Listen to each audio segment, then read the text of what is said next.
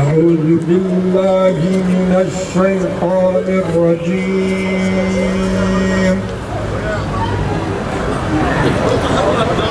بسم الله الرحمن الرحيم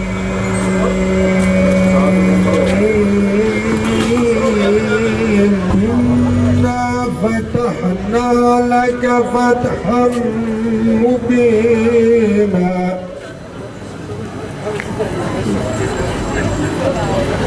يغفر لك الله ما تقدم من ذنبك وما تأخر. Euzubillahimineşşeytanirracim. Bismillahirrahmanirrahim. Elhamdülillahi Rabbil alemin ve salatu ve selamu ala Resulina Muhammedinil emin ve ala alihi ve sahbihi ve sellim ecmain. Alemlerin Rabbine, alemlerin sahibine hamdü senalar olsun. Saygıdeğer basın mensupları, kıymetli sivil toplum temsilcileri, değerli vicdan sahibi kardeşlerim, hoş geldiniz. Nebi Aleyhisselatü Vesselam'ın yeryüzünde kurulan ikinci mescit diye övdüğü, ümmetin haremi, ilk kıblesi, Peygamber Efendimizin Miraç durağı olan Beytül Makdis, insanlığın düşmanı, Allah'ın lanetlediği Siyonistlerin necis ayaklarından temizlenmeye beklenmektedir. Bu akidevi, tarihi bir sorumluluktur. Bu nedenle bugün burada sadece bir şehri anmak için değil, ümmetin yaralı vicdanını, insanlığın ortak sorumluluğunu ve İslam'ın bize yüklediği bu mukaddes emaneti hatırlamak ve hatırlatmak için toplanmış bulunuyoruz. Kudüs'ü konuşmak aslında insanlığı konuşmaktır. Kudüs, Hazreti İbrahim'den bugüne uzanan bir iman çizgisinin, Hazreti Davud'un, Hazreti Süleyman'ın, Hazreti İsa'nın ve Hazreti Muhammed Mustafa Aleyhisselatü Vesselam'ın mirasıdır bizlere. Yerleşim adı altında gasp edilen topraklar, gece yarısı basılan evler, zorla göç ettirilen aileler,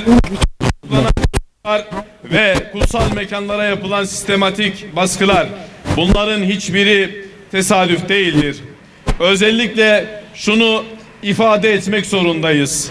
Bugün Kudüs'te yaşanan acının Gazze'de yaşananlardan bağımsız olmadığını çok iyi biliyoruz. Gazze'de yaşanan her acı, Kudüs'te her kuşatma halkası aynı zihniyetin ürünüdür. Bu nedenle Gazze'yi görmeden Kudüs'ü savunmak mümkün değildir. Yüce Rabbimiz Kur'an-ı Kerim'inde İsa suresinin 1. ayetinde şöyle buyurmaktadır. Kendisine ayetlerimizden bir kısmını göstermek için kulunu Mescid-i Haram'dan, çevresini mübarek kıldığımız Mescid-i Aksa'ya yürüten Allah her türlü noksanlıklardan münezzehtir buyurarak Kudüs'ün ve Mescid-i Aksa'nın bu ümmete emanet edildiğini açıkça bildirmiştir. Bu emanetin etrafında yaşanan her acı sadece bir coğrafyanın değil, ümmetin kalbinin acısıdır. Resulullah Aleyhisselatü Vesselam ise bizlere yolculuk ancak 3 mescid için yapılır. Mescid-i Haram benim mescidim ve Mescid-i Aksa buyurarak Mescid-i Aksa'nın ümmet nezdindeki yerini asırlar öncesinden ilan etmiştir. Bugün Gazze'de kuşatma altında inleyen her çocuk, Kudüs'te kuşatılan Mescid-i Aksa ile aynı acının içindedir. Çünkü Gazze'ye yapılan her bir saldırı, kısıtlama ve engelleme Kudüs'ü yalnızlaştırma çabasının bir parçasıdır. Kudüs'te, Gazze'de aynı imanın, aynı emanetin ve aynı direnişin adıdır.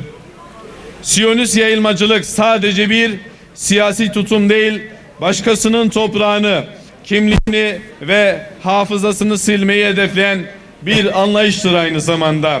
Zulüm payidar olmaz.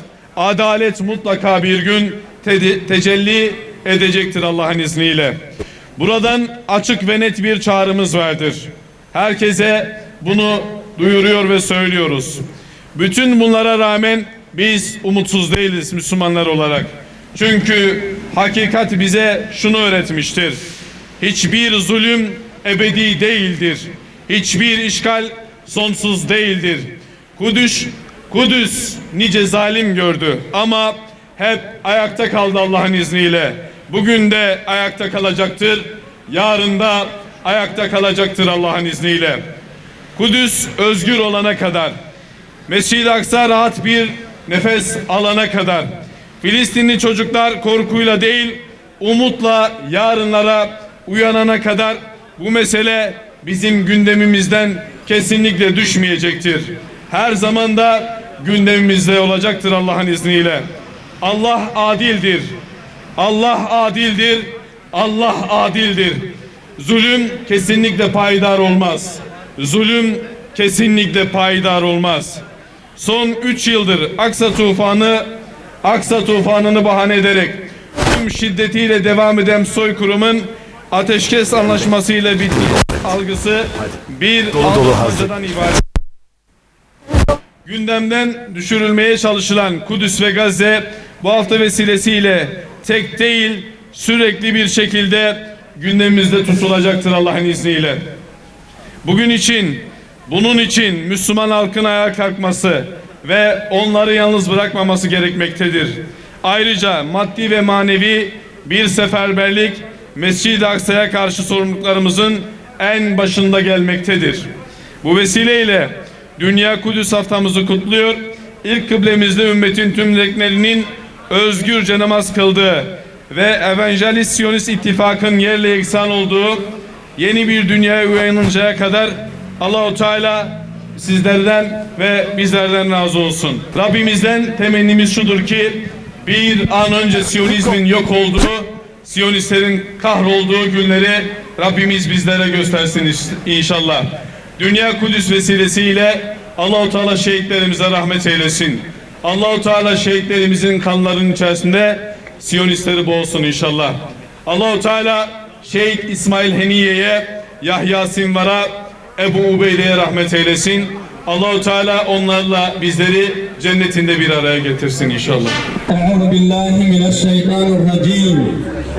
Bismillahirrahmanirrahim. Elhamdülillahi Rabbil alemin. Vessalatu vesselamu ala Resulina Muhammedun Nebiyyül Emin ve ala alihi ve sahbihi ecma'in. Ya Kahhar olan Allah'ım, Kahhar isminle, Cebbar isminle, İnsanlığın başına bela olan Siyon'un isalarları ve tevfiklerini rezil, zelil, hakir ve perişan eyle ya Rabbi. Bulmuştur. Allah hepinizin hayrını kabul etsin. Allah'a emanet olun. Selametle.